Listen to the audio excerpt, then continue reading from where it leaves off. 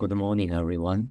Thank you so much for giving me the opportunity to attend this special session on excellency in academic research, innovation, and entrepreneurship. Yeah, I understand this is a part of the IEEE 19th International Symposium on applied computational intelligence and informatics. So my talk title today is Sustaining Productivity and Impact in Academic Research.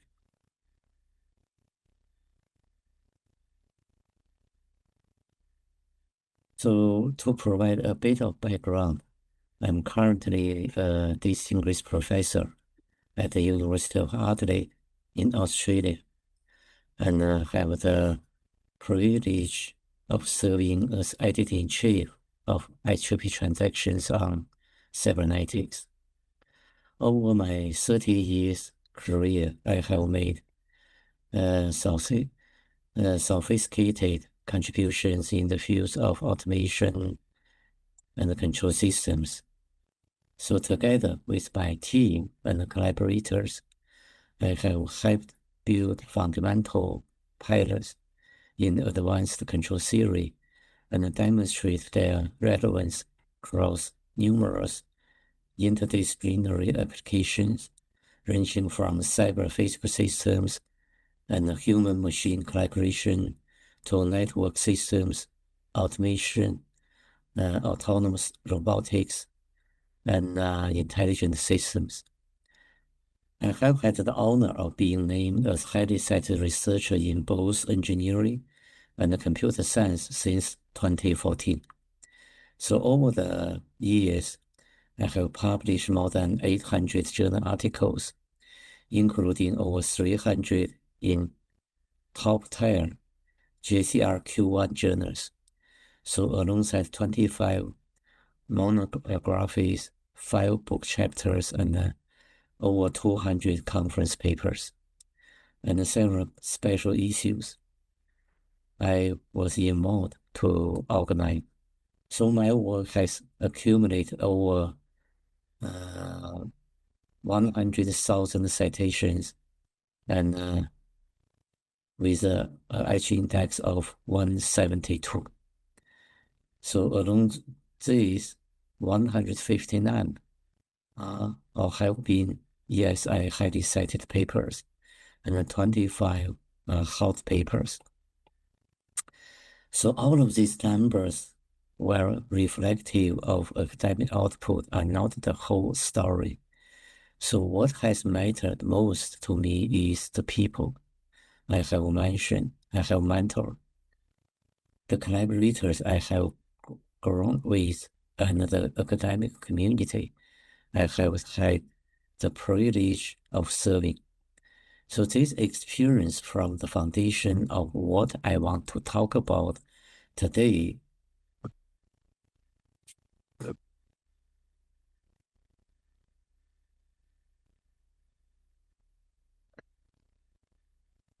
How to sustain meaningful research, productivity, and impact over time. So with that context in place, let's begin by clarifying what we really mean when we talk about academic impact. So we often hear the word impact in academia, and it's tempting to equate that with citations or the number of publications, but true impact goes far beyond the numbers. So one example, a 2017 paper I co-authored on adaptive sliding modeling control of marketing jump systems with accurate force has received over 380 citations. Why?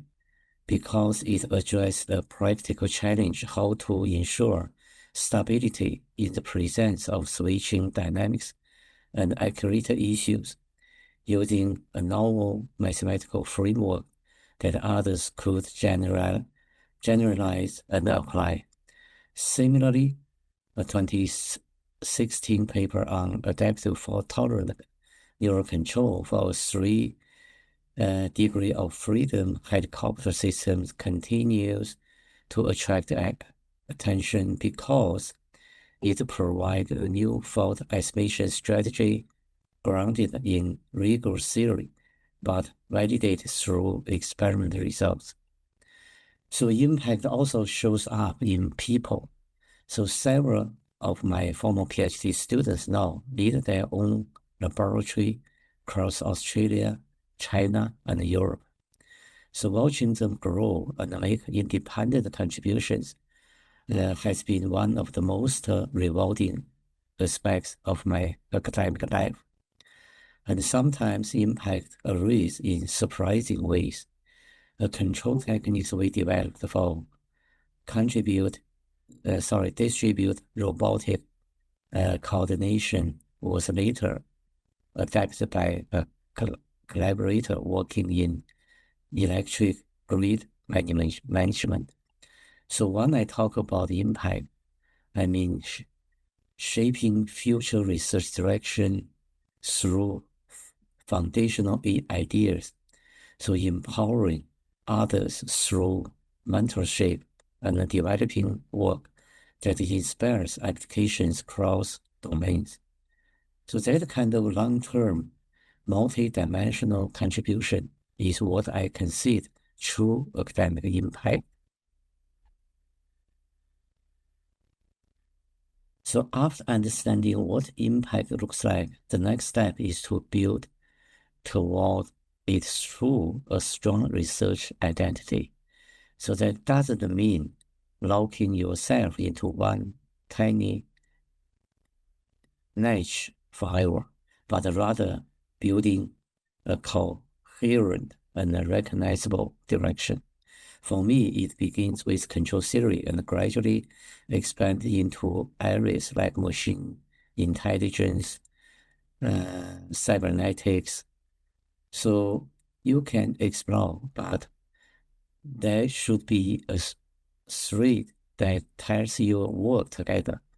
So when others think of your name, a few key themes should come to mind. Early in my career, I was deeply interested in system control theory, particularly robust filtering. So from there, I expanded gradually, moving into areas like fault-tolerant control, marketing jump systems, and later cyber-physical and network systems. So the common thread was my interest in uncertainty and complexity, even though the application domains evolved. So your research identity should not be confused with staying static. It's about having a clear intellectual backbone while allowing yourself to grow. So one way I ensure coherence is by making sure each paper connects with the one before or after. So either by extending the theory, exploring a new collaboration, or introducing a new technical challenge. So that kind of continuity helps your work gain visibility and makes it easier for collaborators, reviewers, and editors to place your contributions in context. So it's also helpful to periodically refine and communicate your identity. For example, I revise my biography every year, also update my Google Scholar profile with key themes and use consistent language in abstracts.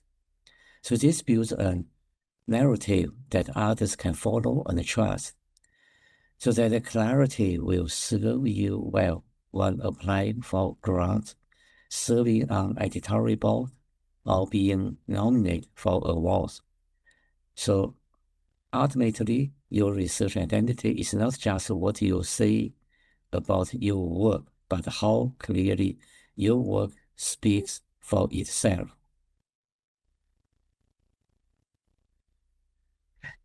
So after defining your research identity, the next natural step is to build a long-term research vision, where projects are short-term and tactical. So your vision is strategic. It's what gives your work continuity and weight over the course of your career. So when I reflect on my own work, I see clear paths, starting from robust estimation in dynamic systems, so expanding into fault-tolerant control, and then generalizing these insights into distributed, intelligent, and scientific systems. So each phase of that journey was informed by a big question I kept returning to. So how do we make intelligent systems robust in uncertain environments?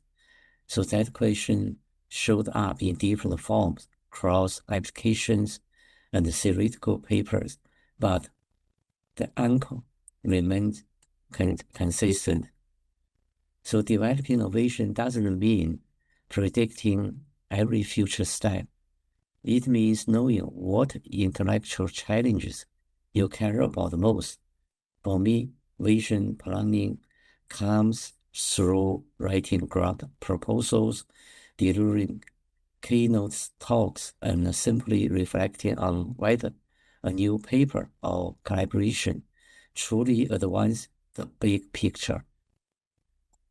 So as you evolve, so revisit your vision every few years. So sometimes the field of shifts, sometimes you shift. So that's okay, but always ask yourself, does this direction reinforce the art I'm trying to build? If the answer is yes, that's where your long-term impact takes root. Of course, staying current and capable means nothing without the time and focus to do deep, meaningful work. So let's talk about how to protect that space. So to pursue a long-term research vision, one must remain technically sharp. So this doesn't end after your PhD or once you have secured a faculty position.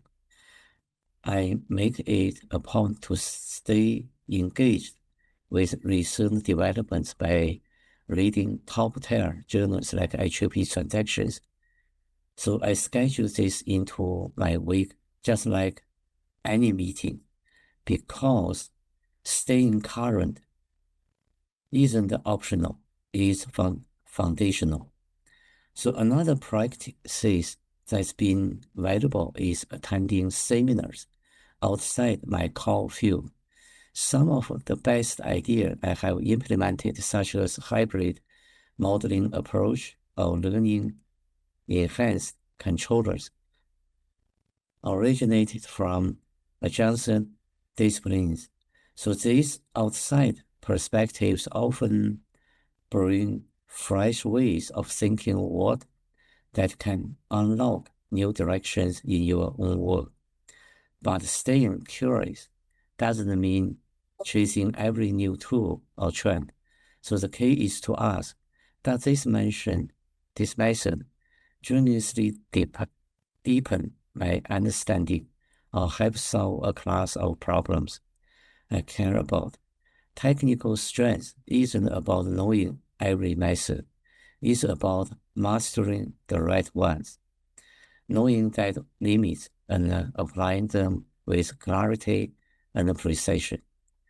So in my experience, that balance between core depth and open mind, curiosity, is what sustains both relevance and innovation over time. So one of the biggest misconceptions among early career researchers is the idea that multitasking leads to great productivity. So in truth, it often undermines the depth and the quality of our work. So deep thinking, which is essential for activities like writing, modeling, or providing a result.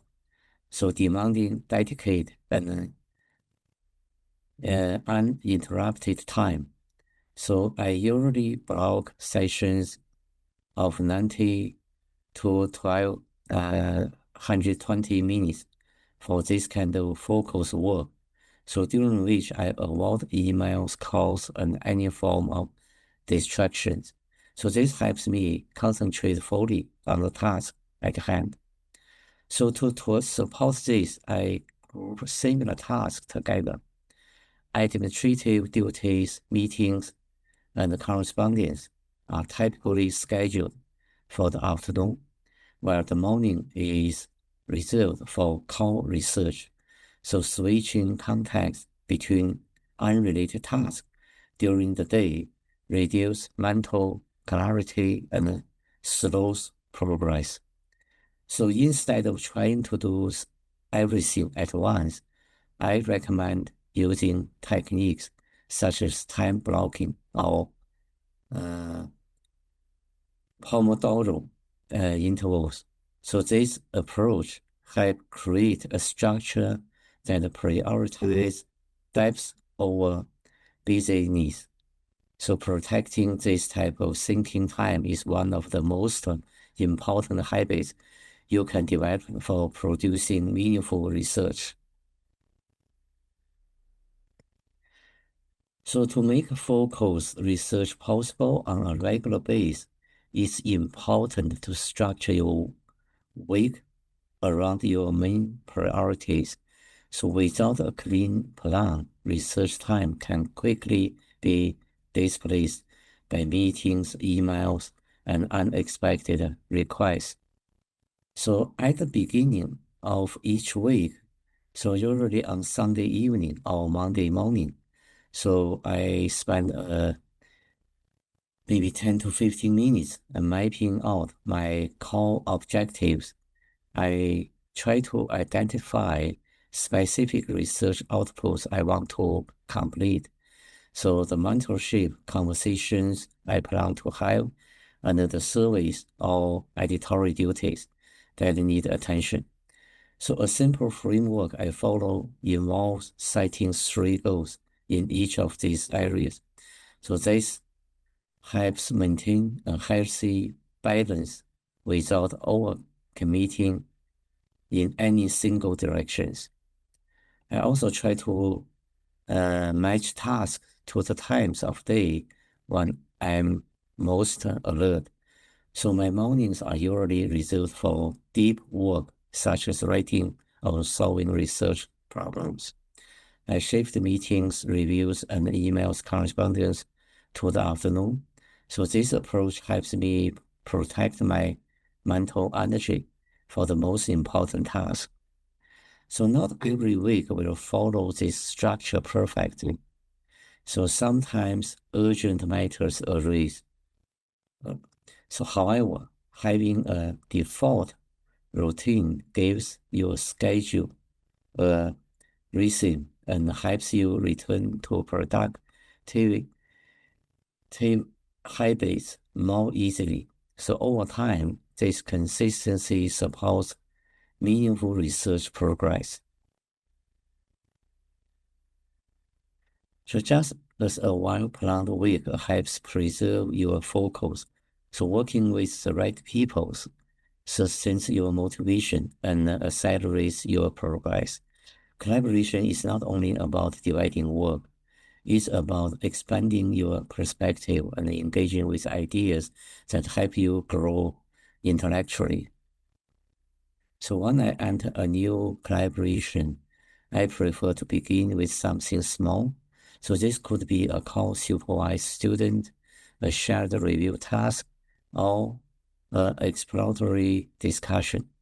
So these early efforts help build trust and mutual understanding. So over time, strong collaborations often grow into a long-term partnership that are both productive and rewarding. So some of the most valuable collaborations in my career begin through a simple email or short interaction at a conference.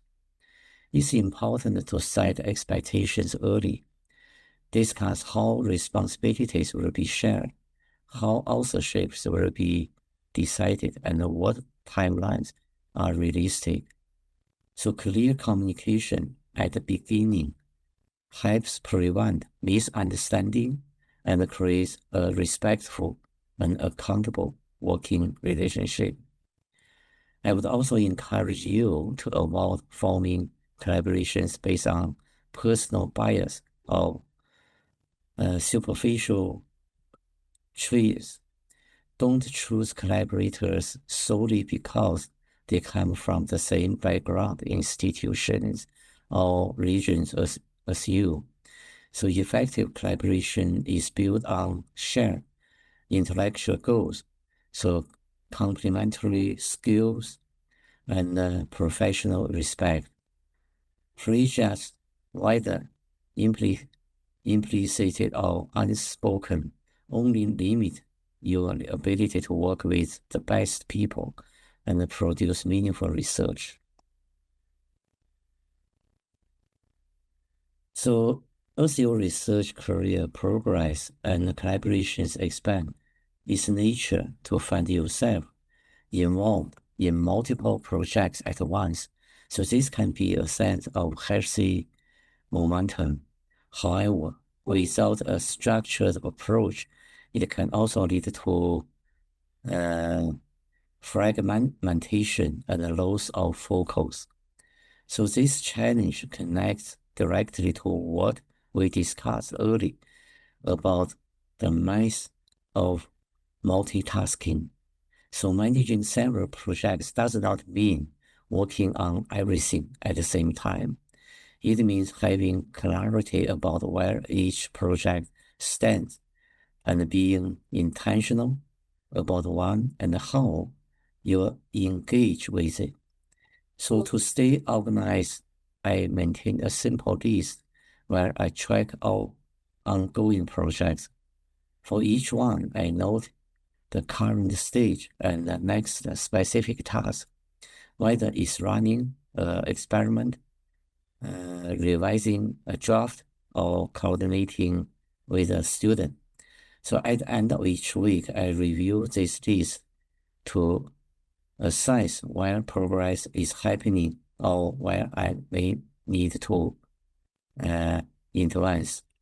So project management is not about using complicated systems. It's about building consistent habits. So the tool you use does not matter as much as your commitment to updating and reviewing.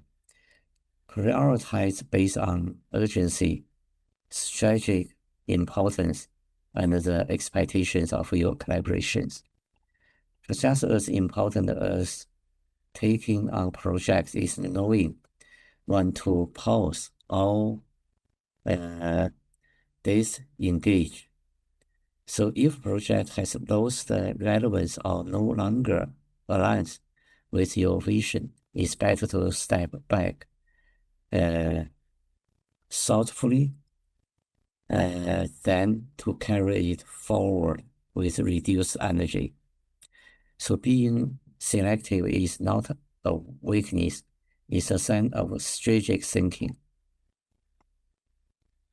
So in the end, managing multiple projects well is about awareness and following through. It helps you preserve your energy, maintain professional relationships, and deliver consistently over time. So which are all essential for sustaining a long and impactful academic career. So managing multiple research projects, as we discussed earlier, often means having several manuscripts in various stages of submission. So this brings us to the critical process of revision, which plays a defining role in the overall quality and impact of your published work. So revisions are not just routine formalities. They are often the stage where a paper grows from being good to becoming truly influential. Over the years, I have come to appreciate how valuable reviews feedback can be. Some of my most cited papers underwent multiple rounds of careful revision. The feedback helped us refine the argument, strengthen the structure, and make the technical contents clear for a broad audience. So the goal is not to define every line you have written, but to learn how the work is perceived and how it can be improved. So as editor-in-chief of Achieve Transaction on Cybernetics, I have reviewed thousands of responses to reviews. So what stands out is not only the technical contents, but also the attitude of the authors. So those who respond respectfully, acknowledge feedback thoughtfully, and revise their manuscripts with care tend to make a strong impression. So editors and reviewers do not expect you to argue with every suggestion. To agree. They do expect you to engage with the comment seriously and communicate clearly about the change you have made or the reasons for not making them.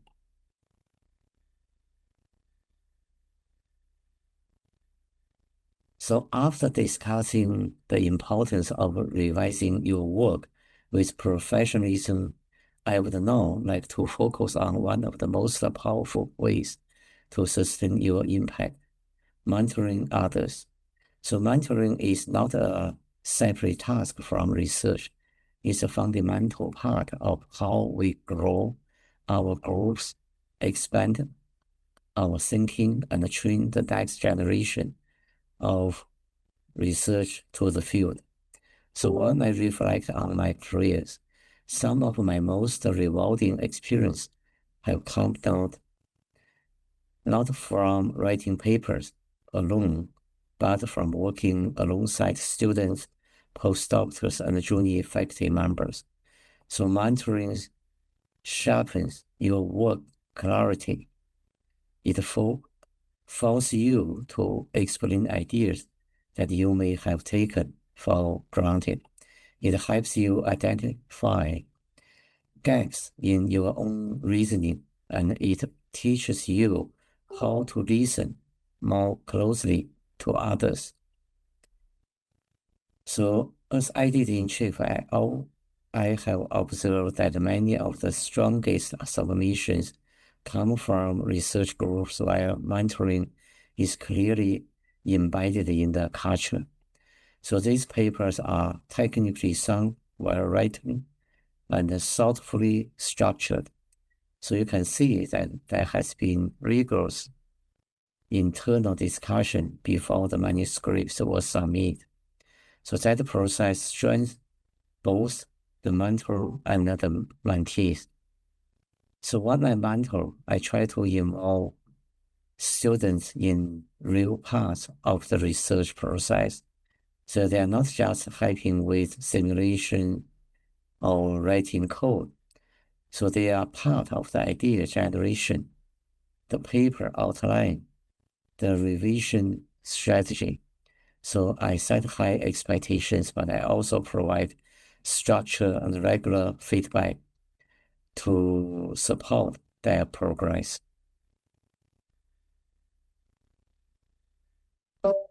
So mentoring is one of the ways we shape the next generation of research, but much of our lasting impact also comes through our writing.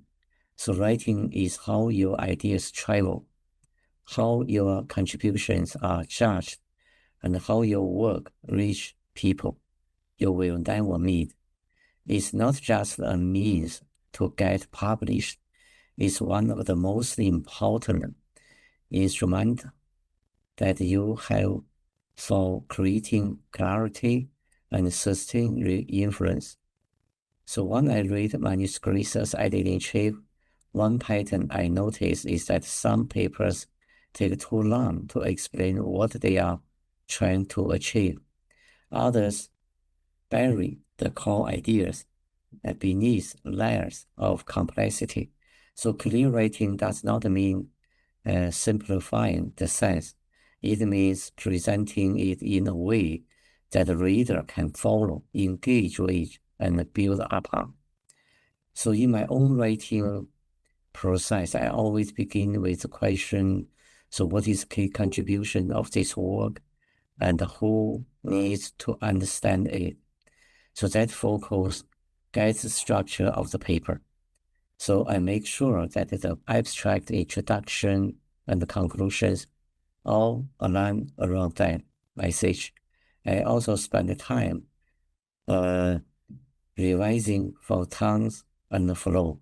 So a technically correct paper that is hard to read with struggle to make an impact.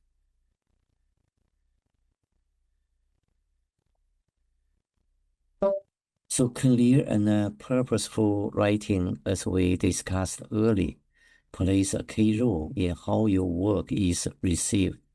But over time, what truly defines your presence in the research community is your academic profile. So that's not just a summary of what you have published. It's the way your body of work, your values, and your contributions are understood as a whole. So this ties closely with what we spoke about in the previous slides on research and identity and on vision.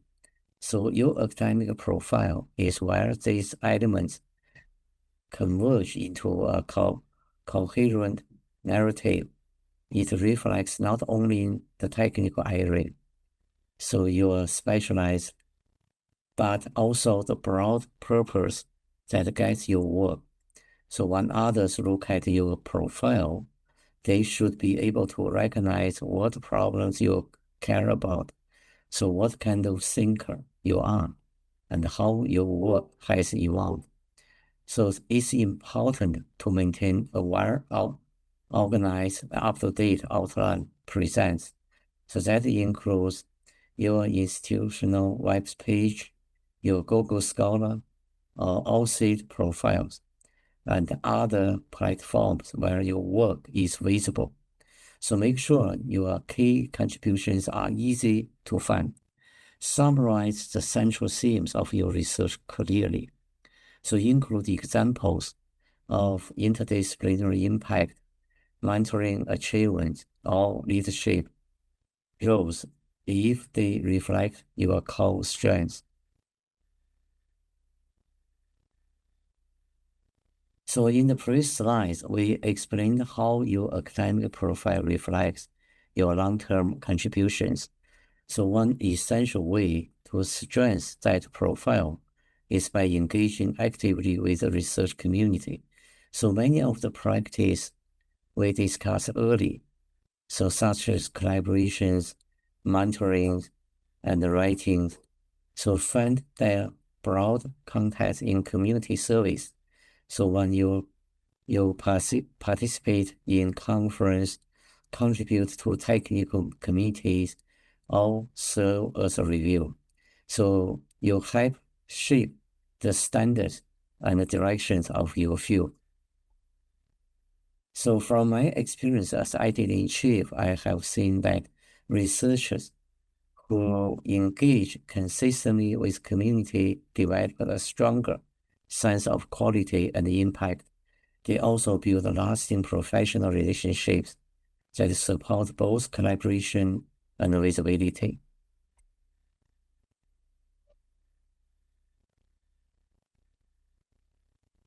So in the previous slide, we spoke about engaging with the research community.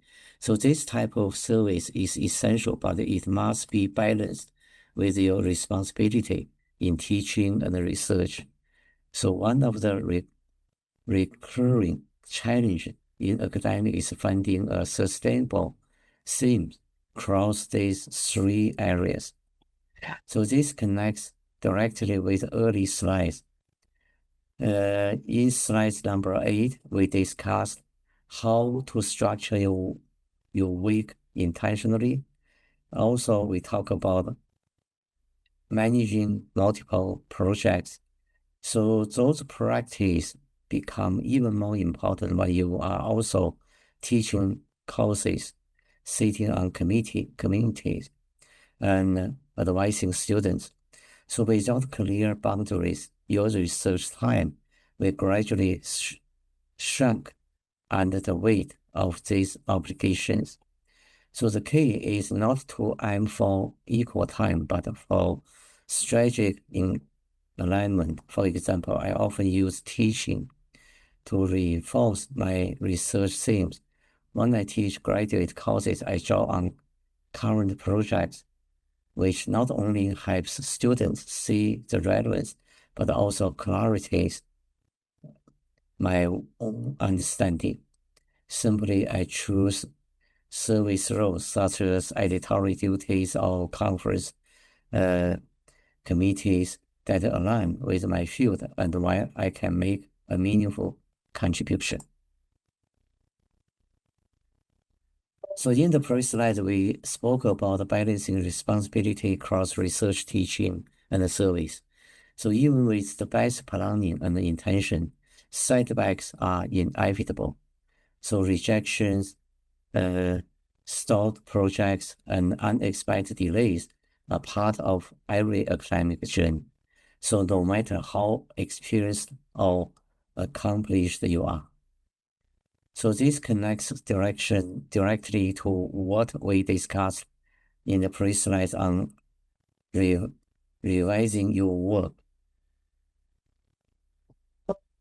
So critical feedback can be difficult, especially when a project represents months of effort, but revision is often where a paper matures. Similarly, rejection should not be reviewed as a failure, but as part of a large cycle of reflection and refinement. So, as editor-in-chief of IEEE transactions on cybernetics, so we received more than 4,000 manuscripts each year. So the acceptance rate is only about 10%. So that means many strong submissions are not accepted, not because the work lacks value, but because editorial decisions are guided by scope, priority, and balance across the field. So these are difficult decisions to make, and they remind us that rejection is not always a reflection of quality. It's a function of limited space, strategic fit, and timing.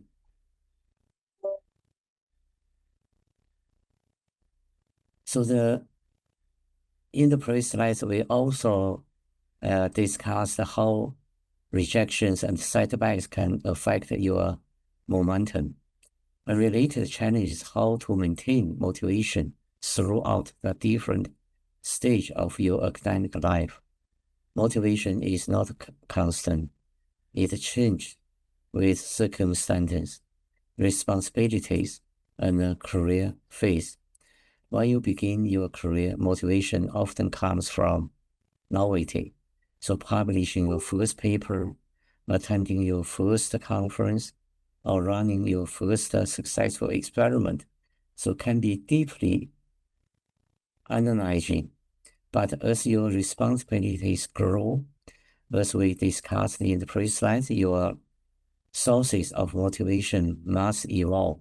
So you will need to reconnect with the underlying purpose of your work, not just its outcomes. So in the previous slide, we spoke about building a long-term research vision. So that vision can serve as an anchor during periods when motivation is low. So in the previous slide, we explored the value of structuring your week. Small milestones and steady routines can help sustain your engagement, even when progress feels slow.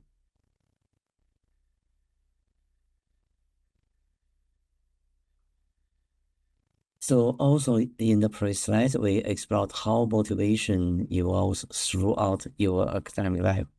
So one of the most powerful and enduring success of motivation is knowing that your work is honest, responsible, and aligned with your values. So this brings us a fundamental pattern of long-term impact in research ethical conduct. So your research identity is shaped not only by your technical contributions, but also by how you make decisions. So we discussed earlier, revising work with professionalism that includes being transparent with limitations, responding to feedback honestly, and not overstating claims.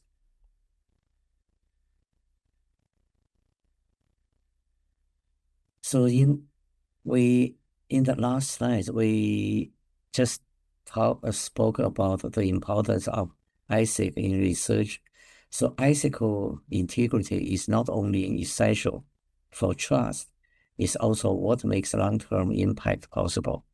So today's topic builds on that ideas.